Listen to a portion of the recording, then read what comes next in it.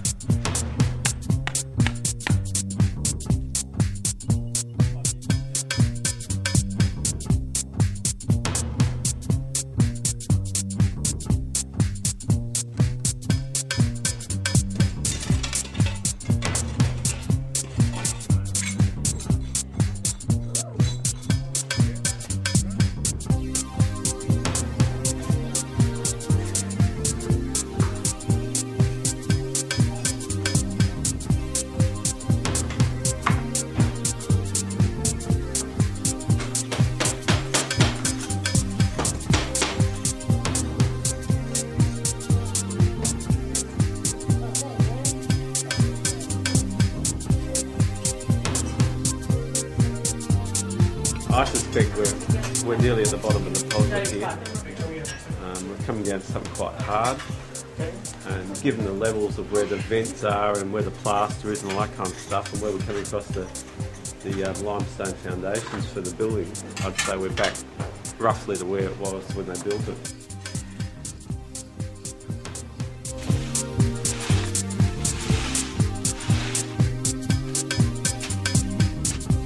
Oh yeah, look at the bottle. Actually, I think that might have been a handle. That's a lot. Oh, it's a lot. Oh, it's very right. Awesome. 159.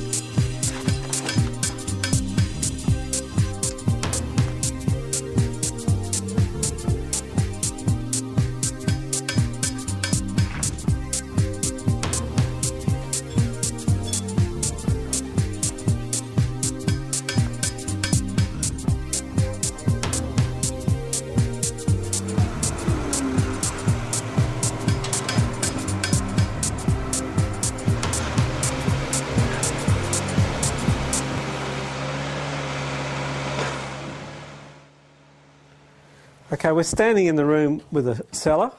We know it's a cellar because the walls on each side are continuing on down. What we've got are two entrance ways. There's a long lintel on this side, and that was a clue to us that there probably was an entrance way or something there. And under the end here, there's a much narrower entrance, and we've known from digging on the other side that we've got a single stairway entry on that side as well. So what we're doing is digging out all the soil deposits in the cellar, and it's been filled with a few layers of soil fill, but it's been intentionally filled up. It's not just rubbish and junk. There's a lot of soil fill. There are some small artefacts coming out of it, which are mainly small bits of ceramic and glass and bits of bone. but not a lot of artefacts for the amount of soil that we're moving here. So we anticipate that the cellar is probably going to be about 1.6 to 1.8 metres in depth, but we really won't know until we've got down a bit further. Well, here we've got another entrance to the cellar.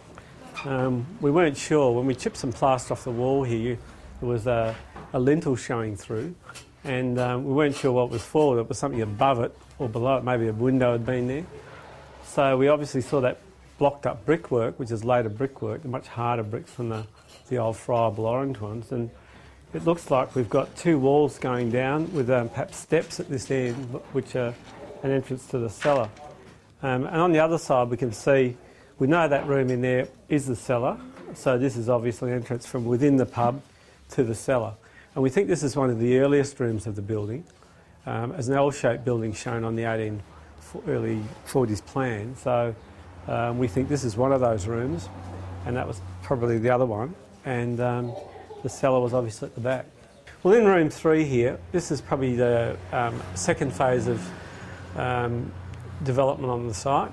The two rooms to the east were the earlier ones, and we can tell this wall here has got an outer stone facing, and this room's been added onto it in brick. We think this room was the long room.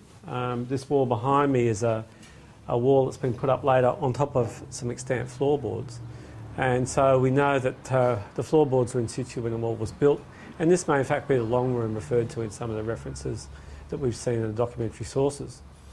We've found several generations of timber floors under here, and they've been at the same level, but they've been replacements because there's been a lot of termite activity and what have you.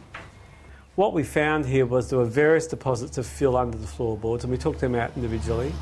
And then we found that this half of the room had been actually built up with some introduced fill. It's clay material, but it's from the site around here, but the soil levels have been built up. And what we're actually standing on now is the old ground level when they built this building. You can see behind me there's a couple of cuts which we believe are for drains, early drains across the site. And some of these other marks that you can see are made from implements like shovels and hoes when they were creating this level out here. We found out quite a lot about this building while we're doing it. It seems they've had, when this was an external wall of the building, they built an external step out here, and we had two nibs and a remains of a doorstep for that. And of course there would have been gardens and just a yard out here at that time, and then these walls have been added on later on.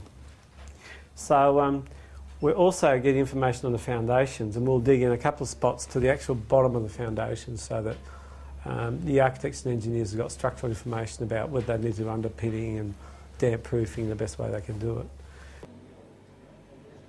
Well, this room was the former kitchen. We've got, when we came in here, there was a concrete floor in it, and so we jackhammered that up and found beneath that there was some remnant brick paving.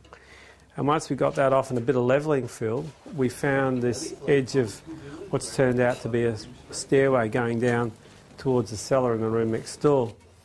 So basically we've been excavating this soil deposit out, and it's all a fairly homogeneous deposit, probably gone in at one time.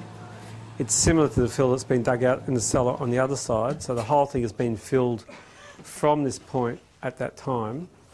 We're getting a range of artefacts coming out, but it's all fragmentary.